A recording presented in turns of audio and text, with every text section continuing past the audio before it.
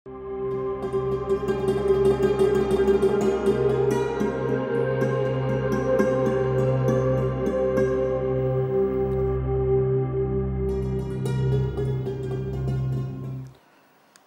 আলাইকুম রহমতুল্লাহি ওবরাকাতুহ। বিসমিল্লাহ আলহামদুলিল্লাহ ওসলাতু ওয়াসসালামু আলা রসুলিল্লাহ ওয়ালা আলিহি ওয়া আসহাবিহি আজমাইন, আম্মা বাদ। কুরআনুল কারীমে আল্লাহ রাব্বুল আলামিন বলেছেন, ইন্নাদ-দীনা ইনদাল্লাহিল ইসলাম। নিশ্চয়ই আল্লাহ তাআলার কাছে একমাত্র মনোনীত জীবন ব্যবস্থা হচ্ছে, যার নাম হচ্ছে ইসলাম।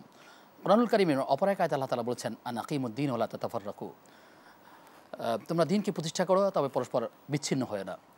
এ সকল আয়াতে কারিমা সামনে রাখলে আমরা দেখতে পাই যে আসলে আমাদের দিন প্রতিষ্ঠা করা অত্যন্ত, দিন প্রতিষ্ঠার কাজে আমাদেরকে নিয়োজিত হওয়া, দাঈ ইলাল্লাহর কাজ করা আমাদেরকে অত্যন্ত ফরজ করে দেওয়া হয়েছে। যে আয়াত দ্বারা আল্লাহ রাব্বুল আলামিন সালাত আদায় করেছেন, ফরজ করেছেন, ঠিক একই রকম একই আয়াত দ্বারা দিনকে, জীবনবিধানকে আমাদের উপরে ফরজ করে দিয়েছেন, এর দাওয়াতি কাজ করবার চেষ্টা করা। কিন্তু আসলে আমরা ব্যক্তি জীবনে যেমন ইবাদত বন্দেগি করতে থাকি, সালাত আদায় করি, জিকির আজকার করি, কিন্তু আসলে রাষ্ট্রীয় ব্যাপারে ব্যক্তি, পরিবার, সমাজ সব দিক থেকে আল্লাহর দিনকে বিজয়ী করার চেষ্টা কি আমরা করি কখনো? যদি না করে থাকি তাহলে আমাদের ভুল হচ্ছে কি না, এটা কী ধরনের ভুল? আমরা আজকে আলোচনা করতে চাই যে ইকামতে দ্বীন এবং খেদমতে দ্বীন এই সম্পর্কে। প্রিয় দর্শক, আপনারা দেখছেন দেশ টিভির নিয়মিত আয়োজন ইসলামী জীবন ও জিজ্ঞাসার 430তম পর্ব। অন্যান্য দিনের মতো আজও আমাদের মাঝে আমন্ত্রিত হয়েছেন বিশিষ্ট আলেম দ্বীন, লেখক এবং গবেষক, মিসবাহুল উলুম কামিল মাদ্রাসা সম্মানিত প্রধান মুহাদ্দিস শেখ মাহমুদুল হাসান। আসসালামু আলাইকুম ওয়া রাহমাতুল্লাহি ওয়া বারাকাতুহু। ওয়ালাইকুম আসসালাম ওয়া রাহমাতুল্লাহি ওয়া বারাকাতুহু। মোহতারাম, আপনাকে স্বাগত জানাচ্ছি আমাদের আজকের পর্বে। শুকরান, জাযাকাল্লাহ। বারাকাল্লাহু ফিকুম। প্রিয় দর্শক, পুরো অনুষ্ঠান জুড়ে আমি আব্দুল কাহার আছি আপনাদের সাথে ইনশাআল্লাহ তাআলা।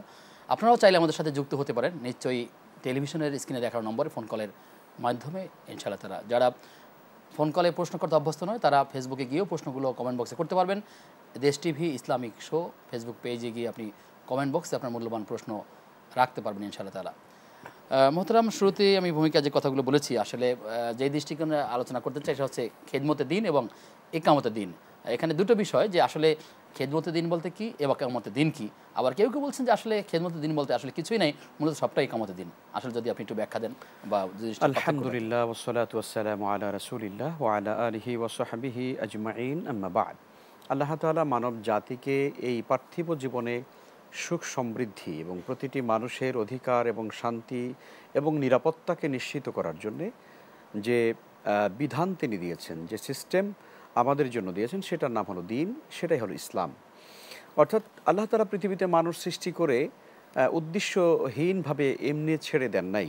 যেমন একজন রাখাল কোনো একটি মাঠের ভিতরে গিয়ে 20টা-30টা উট অথবা বকরি অথবা গরুগুলো এমনি ছেড়ে দেয়, এরা যেমনি ইচ্ছা সেমনি ঘুরে ঘুরে ঘাস খেতে থাকে, মানে এগুলোর কোনো উদ্দেশ্য নাই, যে যার মতো ঘুরছে। পৃথিবীতে আল্লাহ তাআলা মানুষগুলোকে এভাবে করে ছেড়ে দেন নেই। আল্লাহ বলছেন, ফা ইম্মা ইয়াতিয়ান্নাকুম মিন্নি হুদান ফামান তাবিআ হুদায়া ফালা খাউফুন আলাইহিম ওয়ালা হুম ইয়াহজানুন। আমার পক্ষ থেকে নবীদের মাধ্যমে যুগে যুগে এসেছে তোমাদের কাছে হেদায়াত, আর যারা হেদায়াত অনুসরণ করবে তাদের জন্য দুনিয়ার জীবনে কোনো ভয় নেই এবং পরকালেও তারা চিন্তিত হবে না। ফলে আল্লাহ রাব্বুল আলামিনের দেওয়া যে জীবন পদ্ধতি বা জীবন ব্যবস্থা, এটাকে অনুসরণ করা এবং এটি সমাজ এবং ব্যক্তি এবং রাষ্ট্রীয় পর্যায়ে সকল ক্ষেত্রে এটাকে এস্টাবলিশ করা, এটাকে প্রতিষ্ঠিত করা, এটা ইকামতে দ্বীন। এবং মনে রাখতে হবে আল্লাহ তাআলা যুগে যুগে যত নবী এবং রাসূলদেরকে পাঠিয়েছেন, তাদেরকে এই জন্যই পাঠিয়েছেন যে তারা পৃথিবীতে সকল আদিয়ানে বা আতেলা মানুষের তৈরি করা তন্ত্র মন্ত্র এবং মতবাদের উপরে আল্লাহর দেওয়া সেই দ্বীন, আল্লাহর দেওয়া ইসলাম, আল্লাহর দেওয়া জীবন বিধানকে তিনি বিজয়ী করবেন এবং এটি প্রতিষ্ঠিত থাকবে মানুষের ভেতরে, বিশ্বজগতে। আল্লাহ সেই জন্য বলছেন যে আফাগাইরা দীনিল্লাহি ইয়াবগুন ওয়া লাহু আসলামা মান ফিস সামাওয়াতি ওয়াল আরদি তাওআন ওয়া কারহা ওয়া ইলাইহি ইরজাউন। আল্লাহ বলছেন, তারা কি আমার দ্বীন বাদ দিয়ে, আমার জীবন ব্যবস্থা বাদ দিয়ে কি তারা কি অন্য কিছু মানতে চায়? অথচ আকাশ এবং জমিনে আমার যত সৃষ্টি জগতে যা কিছু আছে সবাই ইচ্ছায় হোক আর অনিচ্ছায় হোক, সবাই আমি আল্লাহর আনুগত্য করছে এবং আমার সামনে তারা তাদের মস্তক অবনত করছে। ফলে আল্লাহর দেওয়াই জীবন ব্যবস্থা আমাদের যেমনিভাবে মেনে চলা দরকার এবং এটি সমাজের প্রত্যেকটা স্তরে বিভাগে যেন এটি প্রতিষ্ঠিত থাকে, সেই চেষ্টাও আমাদেরকে করতে হবে। যেমনটা আল্লাহ তাআলা তার রাসূলকে প্রেরণ করার উদ্দেশ্য সম্পর্কে তিনি বলেছেন, হুয়াল্লাযী আরসালা রাসূলাহু বিল হুদা ওয়া দীনিল হাক্কি লিইয়ুযহিরাহু আলাদ দীনি কুল্লিহি ওয়ালাউ কারিহাল মুশরিকুন। আল্লাহ বলছেন তিনি সে মহান সত্তা, তিনি তার রাসূলকে এই পৃথিবীতে পাঠিয়েছেন সমস্ত আদিয়ানে বাতিলার উপরে মানুষের তৈরি করা মন্ত্র তন্ত্র এবং মতবাদের উপরে ইসলামকে যেন তিনি বিজয়ী করতে পারেন, আল্লাহর দ্বীনকে যেন বিজয়ী করতে পারেন। আর এই যে দ্বীনকে বিজয়ী করার যে প্রচেষ্টা বা চেষ্টা করা, এটাই হলো ইকামাতে দ্বীন। দেখুন, দুটোর মধ্যে যদিও শরীয়তের কোরআনে কারিমের পরিভাষায় সেরকম কোনো পার্থক্য নেই, কিন্তু এখানে একটা মৌলিক কথা আছে। আপনি সমাজের মধ্যে যখন স্বাভাবিক কোনো কাজ করবেন, সাধারণ কোনো জনকল্যাণমূলক কাজ করবেন, ধরুন আপনি চিকিৎসা ক্ষেত্রে খুব ভালো কাজ করেন, অসুস্থ মানুষের সেবা করেন, আপনি খাবার বিতরণ করা, গাছ খাবার রোপণ করা। বিতরণ করেন, রাস্তার ভিতরে গাছ নেই, আপনি বৃক্ষরোপণ করে দেন, যে এলাকাগুলোতে পানি নেই সেখানে গভীর নলকূপ বসিয়ে দেন, আপনার এই কাজগুলোকে মানুষেরা খুবই সানন্দে গ্রহণ করবে এবং বলবে যে মাশাআল্লাহ, লোকটা খুবই ভালো আমাদের খেদমত করে। এটাকেই বলা হয় খেদমতে দ্বীন বা খেদমতে খালক, অর্থাৎ সৃষ্টি জগতের উপকারের জন্যে আমি যে কল্যাণমূলক যে কাজগুলো করলাম, এটাকে খেদমতে দ্বীন বলা যায়। কিন্তু ইকামাতে দ্বীন এখান থেকে একটু ডিফারেন্ট, এ কারণে যে যখন আপনি ইকামাতে দ্বীন বলবেন তখন হবে কি, যে যখন সমাজের ভিতরে কোনো অন্যায় চলছে, অবিচার চলছে, জুলুম চলছে, অশ্লীলতা চলছে, বেহায়াপনা চলছে, সুদ, ঘুষ, মদ, জুয়া, চুরি, ছিনতাই, রাহাজানি, মাস্তানি, এই সমস্ত অন্যায়গুলো যখন সমাজের ভিতরে চলছে, যখন আপনি বুকের পাটা সোজা করে দাঁড়িয়ে যখন বলবেন যে না, এই সকল অন্যায় চলতে দেওয়া হবে না, চলতে পারে না, তখনই কিন্তু আপনার সামনে কিন্তু বাধার বিন্ধ্যাচল, বাধার পাহাড় কিন্তু আপনার সামনে আসবে। এই জন্য সমাজের ভিতরে সাধারণ কল্যাণমূলক কাজগুলো করতে গেলে আপনি কিয়ামত পর্যন্ত করেন, কেউ আপনাকে বাধা দেবে না। কিন্তু যখন আপনি সমাজ থেকে অন্যায় কাজ দূরীভূত করবার জন্য যখন চেষ্টা করবেন, যখন আপনি ন্যায় এবং কল্যাণমূলক কাজগুলোকে সমাজে প্রতিষ্ঠিত করবার জন্য আপনি যখন দাঁড়িয়ে যাবেন, তখনই কিন্তু আপনাকে বিরোধিতা করা হবে। আর নবী এবং রসুলরা যুগে যুগে সেই কাজটি করেছেন বলেই নবী এবং রসুলদের সঙ্গে সমকালীন যুগের সবচেয়ে বড় জালিম অত্যাচারী শাসকেরা নবী এবং রসুলদের সঙ্গে তারা কিন্তু যুদ্ধ করেছে এবং তাদের মানে বৈরিতা করেছে এবং তাদের বিরোধিতা করেছে। জি, দর্শক আছেন, প্রিয় দর্শক কে আছেন? আসসালামু আলাইকুম, আমি আদিব চট্টগ্রাম থেকে। জি, চট্টগ্রাম থেকে ভাই। একটা আয়াতের অর্থ, রব্বানা আমান্না ফাগফিরনা যুনুবানা ওয়া কিনা আযাবান্নার। এই আয়াতের অর্থটা কি? রব্বানা আমান্না ফাগফিরনা যুনুবানা ওয়া কিনা আযাবান্নার। রব্বানা আমান্না ফাগফির লানা, এটা? হ্যাঁ, ফাগফিরনা, তো হ্যাঁ, এটা অর্থটা। আচ্ছা, ঠিক আছে, আপনি থাকুন আমাদের সাথে, আমরা জানার চেষ্টা করব ইনশাআল্লাহ তাআলা। মোহতারাম, যেটা বলছিলেন যে খেদমতে দিন করতে গেলে মানুষের কোনো বাধা আসে না, কিন্তু একামতে দিনে কোনো কাজ করতে গেলে বাধা আসে। আসলে সেই বিষয়ে কথা শুনবো বিরতির পর ইনশাআল্লাহ তাআলা। প্রিয় দর্শক, আপনারা দেখছেন ইসলামী জীবন ও জিজ্ঞাসা। সময় হয়েছে একটা বিরতির, যাচ্ছে অল্প সময়ের জন্য, সঙ্গেই থাকুন। বিরতির পরে সবাইকে আবারও আমন্ত্রণ জানাচ্ছি দেশ টিভির নিয়মিত আয়োজন ইসলামী জীবন ও জিজ্ঞাসার আজকের পর্বে। আমরা যাচ্ছি মোহতারামের কাছে। আজকের অতিথি শেখ মুহাদ্দিস মাহমুদুল হাসান।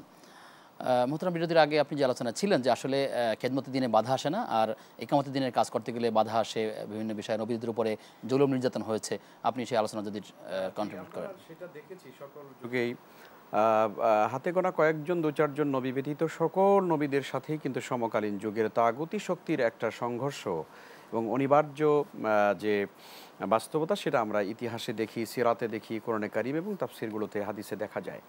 আপনি যদি দেখেন, নবী সাল্লাল্লাহু আলাইহি ওয়াসাল্লাম, আমাদের প্রিয় নবী সাল্লাল্লাহু আলাইহি ওয়াসাল্লাম, তিনি 40 বছর পর্যন্ত মক্কার মানুষদেরকে নিয়ে তিনি কিন্তু জনকল্যাণমূলক অনেক কাজ করেছেন, অনেক ভালো ভালো কাজ করেছেন, সমাজ কল্যাণমূলক কাজ করেছেন, সমাজ থেকে অন্যায় অপরাধ দূরের জন্য তিনি চেষ্টা চালিয়েছেন, হিলফুল ফুজুল করেছেন, তাই না?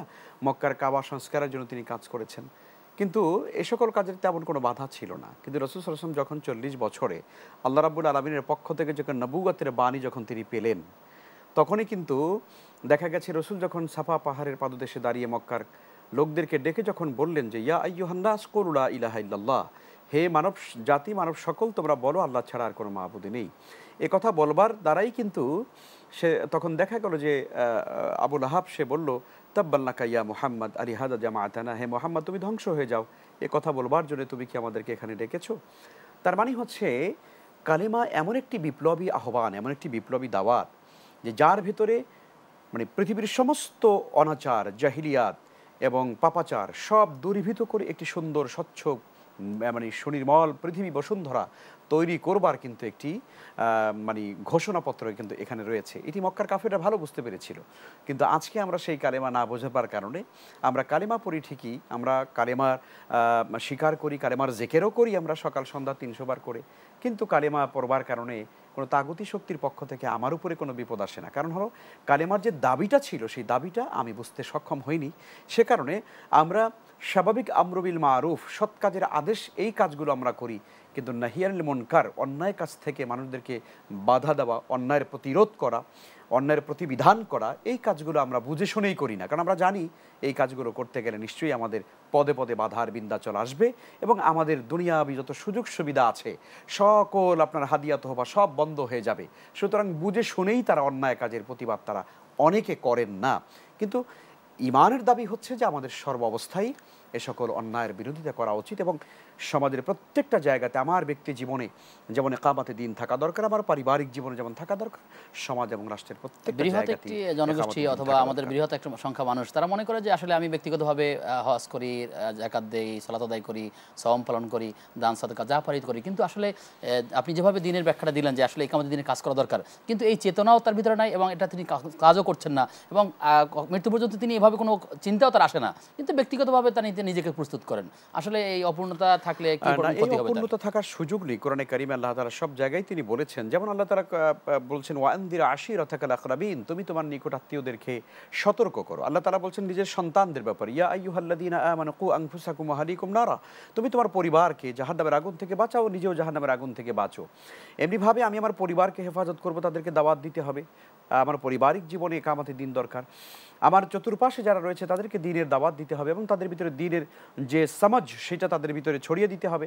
ঠিক এমনিভাবে প্রত্যেকটা জায়গাতে আসলে মূলত আমার দ্বীনের দাওয়াতের কাজ করতে হবে এবং যেই সমাজের ভিতরে অন্যায় চলে, যেখানে জাহিলিয়াত চলে, পাপাচার চলে, জুলুম চলে, যেখানে কবিরা গুনার মতো সেজদা, কবর সেজদা, মানুষের পায়ের উপরে সেজদা দেওয়া, কবরের উপরে সেজদা দেওয়ার মতো জঘন্য জঘন্য পাপাচারিতা এবং শিরকগুলো যেখানে চলে, নিশ্চয়ই আমরা মনে করি এই সকল অনাচার এবং পাপাচারের বিরুদ্ধে প্রত্যেক ইমানদারের বলিষ্ঠ ভূমিকা পালন করা দরকার। কারণ নবীজি সাল্লাল্লাহু আলাইহি ওয়াসাল্লাম বলেছেন, ওয়াল্লাযী নাফসি বিয়াদিহি, সেই সত্তার কসম যার হাতে আমার প্রাণ, লাতা'মুরুন্না বিল মা'রুফ, অবশ্যই তোমরা আমরু বিল মা'রুফ করো, ওয়ালা তানহাউন্না আনিল মুনকার, অবশ্যই তোমরা মানুষদেরকে অন্যায় কাজ থেকে বিরত রাখো। যদি তোমরা এই দুইটা কাজ না করো, আও লা ইউশিকান্নাল্লাহু আইয়াবআসা আলাইকুম ইকাবাম মিনহু, তাহলে অচিরেই তোমাদের উপরে আল্লাহর আসমান এবং জমিন থেকে এমন গজব তোমাদের উপরে আসবে, এমন বালা এবং মুসিবত আসবে যে সুম্মা তাদউনাহু, অতঃপর তোমরা আল্লাহর কাছে দোয়া করতে থাকবে গজব থেকে মুক্তির জন্য, ফালা ইউস্তাজাবু লাকুম, কিন্তু তোমাদের দোয়া আল্লাহর কাছে কবুল করা হবে না। আজকের যে পৃথিবীতে এত অনাচার এবং পাপাচার এবং এই যে আমাদের উপরে এত রকমের বিপদ এবং মুসিবত আসছে, এর মূল কারণটা কোথায়? কারণটা হচ্ছে এই যে আল্লাহর দ্বীন আল্লাহর জমিনে প্রতিষ্ঠিত না থাকবার কারণে, আমরু বিল মারুফ এবং নাহিয়াল মুনকার না থাকবার কারণে। আল্লাহ তাআলা বলছেন, ওয়ালাউ আন্না আহলাল কুরা আমানু ওয়াত্তাকাউ লাফাতাহনা আলাইহিম বারাকাতিম মিনাস সামাই ওয়াল আরদ, আল্লাহ বলছেন যে জমিনের অধিবাসীরা যদি তারা আল্লাহর উপর ঈমান আনে আর তারা যদি তাকওয়া অবলম্বন করে চলে, আল্লাহ বলছেন আমি আকাশ এবং জমিনের সমস্ত বরকতের দরজা খুলে দেব। তো আজকে বরকতের দরজা বন্ধ হয়ে যাওয়ার মূল কারণ হচ্ছে এটা যে আমরা আল্লাহর উপর থেকে ঈমান আমাদের চলে গেছে এবং আল্লাহকে ভয় করার নীতি আমরা অবলম্বন করতে ব্যর্থ হয়েছি। অবশ্যই আমাদের কাজ করতে হবে। আমাদের দর্শক আরিফ ভাই জানতে চেয়েছিলেন এই কোরআনুল কারীমের একটি আয়াতের অর্থ, রব্বানা আমান্না ফাগফির লানা যুনুবানা ওয়া কিনা আযাবান নার। খুব সুন্দর অর্থ এটা, রব্বানা আমান্না, হে আল্লাহ আমরা ঈমান এনেছি তোমার উপরে, ফাগফির লানা, তুমি আমাদেরকে ক্ষমা করে দাও, ওয়া কিনা আযাবান নার, এবং আমাদেরকে জাহান্নামের আগুন থেকে মুক্তি দান করো। কোরআনে কারীমের এই আয়াতটি একটি চমৎকার একটি দোয়া, এই দোয়াটি আমাদের বেশি বেশি করা উচিত। জি মোহতারাম, একটি প্রশ্ন আসছে, আমাদের এক ভাই প্রশ্ন করেছেন যে কাবা ঘরের গায়ে যে সুগন্ধি লাগানো হয়, যদি কোনো হাজি বা এহরামের অবস্থায় আছেন, তিনি যদি এইটা কাবা ঘর ধরতে গিয়ে সুগন্ধি তার কাপড়ে লাগে, সেক্ষেত্রে তার কোনো গুনাহ হবে কিনা? না, আমরা এই উত্তরটা নিব বিরতি থেকে আসার পর ইনশাআল্লাহ তাআলা। প্রিয় দর্শক, আপনারা দেখছেন ইসলামী জীবন ও জিজ্ঞাসা। সময় হয়েছে একটা বিরতির, যাচ্ছি অল্প সময়ের জন্য, সঙ্গেই থাকুন। বিরতির পরে সবাইকে আবারও স্বাগত জানাচ্ছি ইসলামী জীবন ও জিজ্ঞাসার আজকের পর্বে। আমাদের আজকের অতিথি শেখ মুহাদ্দিস মাহমুদুল হাসান। মোহতারাম, যে প্রশ্ন করেছিলাম যে এহরাম থাকা অবস্থায় যদি কাবা শরীফের দেয়ালে যে আতর লাগানো হয়, সুগন্ধি লাগানো হয়, এটা যদি তার কাপড়ে লেগে যায়, সেক্ষেত্রে তার গুনাহ হবে কিনা? বা আমরা যতটুকুন জানি আলহামদুলিল্লাহ, যে যখন হজের মূল প্রোগ্রাম চলে সাধারণত তখন এভাবে কাবাগরের সঙ্গে খুব বেশি সুগন্ধি লাগানো হয় না, হালকা করে লাগানো হয় বা এটা আগে করা হয়। এরপরেও আপনি তাওয়াফ করতে গেলে নিশ্চয়ই তো বাইতুল্লাহর গেলাপ ধরতে মন চাইবে, কাবার দেয়াল স্পর্শ করতে মন চাইবে না, এমন কোনো হাজী সাহেব নেই। আমরা নিজেরা অসংখ্যবার কাবাগর ধরেছিলাম এবং কাবাগর ধরার একটা সুন্নাহ আছে, মানুষের অনেক সময় হাত দিয়ে ধরে রাখে, এইটা সুন্নাহ না। সুন্নাহ হচ্ছে এই বুক কাবার দেয়ালের সঙ্গে লাগিয়ে গালটাকে কাবার সঙ্গে লাগিয়ে দেওয়া এবং হাত দিয়ে ধরে রাখা, এইভাবে হচ্ছে কাবা শরীফে স্পর্শ করা সুন্নাহ। রাসূল সাল্লাল্লাহু আলাইহি ওয়াসাল্লাম তিনি এভাবে করে বক্ষকে তিনি কাবার সঙ্গে লাগিয়ে রাখতেন। তো কাজে এভাবে করে আপনি যদি কাবা শরীফের দেয়ালের সঙ্গে স্পর্শ করেন বা আপনার নিজের বক্ষ লাগান, হাত লাগান, কোনো রকমের যদি সুগন্ধি আপনার গায়ে লাগে অথবা এহরামের কাপড়ের সাথে লাগে, এ কারণে আপনাকে কোনো দম দিতে হবে না বা আপনার এহরামের কোনো ক্ষতি হবে না বা আপনার হজ উমরার কোনো ক্ষতি হবে না, কারণ এটা একেবারেই আপনার ইচ্ছার বাহিরের একটা জিনিস। জি। নোয়াখালী থেকে আবু জর তিনি প্রশ্ন করেছেন যে আমি মসজিদে জোহরের আগে সুন্নত আদায় করতেছিলাম, পাশে বসে একজন কোরআনুল কারীম তিলাওয়াত করতেছিল, এক পর্যায়ে সে সাজদার আয়াতের কারিমা তিলাওয়াত করলেন। তো নামাজের অবস্থায় আমি এটা শুনতে পাই, এমত অবস্থায় আমার সেজদায় তেলাওয়াতের আমি যে শুনলাম আয়াতে কারিমা, এতে আমার সেজদার অজীব হয়েছে কিনা বা দিতে হবে কিনা? না, আপনি নামাজের মধ্যে যেহেতু পড়েননি, আপনার এই কারণে আপনাকে সেজদা দিতে হবে না। যিনি পড়েছেন আসলে মূলত তাকেই দিতে হয় সাধারণত। অতএব আপনি নামাজের ভিতরে আছেন, আপনাকে আলাদা করে এই জন্য সেজদা দিতে হবে না। জি। একটি প্রশ্ন পাঠিয়েছেন যে আল আমিন রাজশাহী থেকে, তিনি লিখেছেন যে মক্কায় অবস্থিত হোটেল এবং সাধারণ মসজিদে সালাত আদায় করলে কি হারামে নামাজ আদায় করার সওয়াব পাওয়া যাবে? না, আসলে সব জায়গায় তো হারামের সব পাওয়া যাবে না, তবে হারামের তো নির্ধারিত একটা এবং জামাতের একটা অবিচ্ছিন্নতা আছে, তাই না? অর্থাৎ হারাম শরীফের কাতারগুলো যত দূর পর্যন্ত চলে যায় জামাত, যেমন মসজিদে আবু বকর নিচ পর্যন্ত কাতার আছে, মসজিদের উপরেও যদি সেখানে কেউ নামাজ আদায় করেন তাহলে তিনি হারামের অংশের ভেতরেই আছেন। কিন্তু ধরুন আপনার হোটেল হচ্ছে আজিজিয়াতে, এখন কথার কথা যদি আপনার মাইকের আওয়াজ যদি শোনা যায় এত দূর থেকে, আপনি আজিজিয়ার হোটেলে বসে যদি নামাজ পড়েন, তাহলে কি আপনি হারামের জামাতের ভিতরে অংশ নিলেন? এটা কি গণ্য হবে না? কষ্ট হলো অবশ্যই হারামে উপস্থিত হওয়া উচিত, গণ্য হবে না, বরং আমাদের হারাম শরীফই নামাজ পড়া উচিত। সেটা যদি আপনি ভেতরে ঢুকতে নাও পারেন, রাস্তায়ও পড়েন, জামাতের অবিচ্ছিন্নতা থাকলে আলহামদুলিল্লাহ আপনি সওয়াব পেয়ে যাবেন। জি। মোহতারাম, শেষ করতে হচ্ছে। আমরা যে বিষয়ে কথা বলছিলাম একামতে দিনের উপরে, আপনি 30 সেকেন্ডে কোনো বক্তব্য বলবেন? আমাদের প্রত্যেকের উচিত হচ্ছে আসলে আমরা জীবনে যে অবস্থায় আছি, যে পর্যায়ে আছি, প্রত্যেকে দ্বীনের ইকামতের জন্য, আল্লাহর দ্বীনকে আল্লাহর জমিনে বিজয়ী করবার জন্য আমাদের চেষ্টা করা উচিত। আমরা জানি এই কাজটি করতে গেলে বিপদ আসবে, মুসিবত আসবে, এবং এই বিপদ এবং মুসিবতকে উতরেই আল্লাহ তাআলার এই বিধানকে, আল্লাহ তাআলার এই কোরআনে কারীমের রাজ এবং তার শাসনকে গোটা পৃথিবীতে ছড়িয়ে মানবতার মুক্তিকে নিশ্চিত করবার জন্য আমাদের জানমাল দিয়ে চেষ্টা করা উচিত। আল্লাহ তাআলা আমাদেরকে সে তৌফিক দান করুন। আপনাকে আবারও ধন্যবাদ জানাই। শুকরান। প্রিয় দর্শক, আপনারা দেখছিলেন ইসলামী জীবন ও জিজ্ঞাসা। আগামী অনুষ্ঠান দেখবার আমন্ত্রণ জানিয়ে আজকের মধ্যে এখানেই বিদায় নিচ্ছি। আসসালামু আলাইকুম ওয়া রাহমাতুল্লাহি ওয়া বারাকাতুহু।